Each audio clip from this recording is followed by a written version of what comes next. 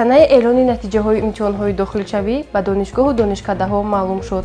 Маркази миллии тестӣ иттилоъ додааст, ки натиҷаҳои даврҳои якум ва дуюми имтиҳонҳои дохилшавӣ ба муассисаҳои таҳсилоти олии касбии кишвар рӯзи 21 июл эълон мегарданд.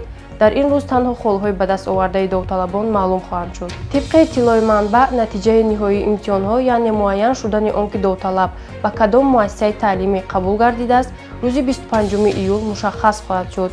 довталабон метавонанд ба натиҷаи имтиҳонҳо дар ҳуҷраи инфиродии худ дар сомонаи расмии Маркази миллии тестӣ шинос шаванд.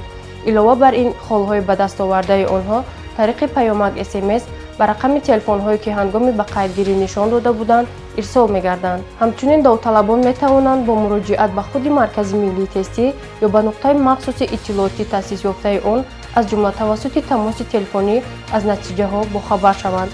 ин сол дар маҷмӯъ 114776 довталаб аз ҷумла 92992 хатмкардаи синфи 11 ва 21784 хатмкардаи синфи 9 дар ду давр худро барои иштирок дар имтиҳонҳои марказонидаи дохилшавӣ ба қайд гирифтанд. Пардифен ҳаб ҳангоми дарди сар, дарди буғум ва дандонҳо тавсия дода мешавад. Пардифен аз ширкати Вегафарм. Пардифен ҳабро аз дорухонаҳо пурсон шавед.